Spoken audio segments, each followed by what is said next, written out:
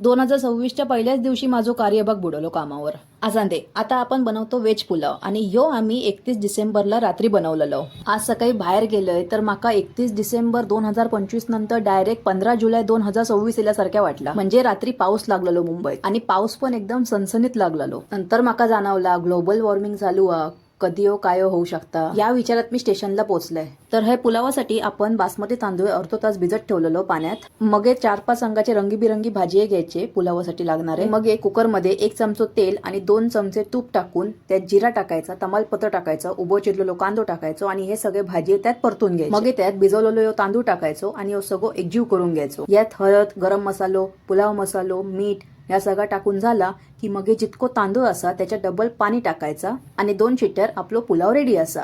Recipe आवडली असा तर लाईक, शेअर आणि चॅनलला सबस्क्राईब करू विसरा नको आणि बेल आयकॉनवर आवर्जून क्लिक करा. आणि तुमका सगळ्यांका आमच्यातर्फे हॅपी न्यू इयर.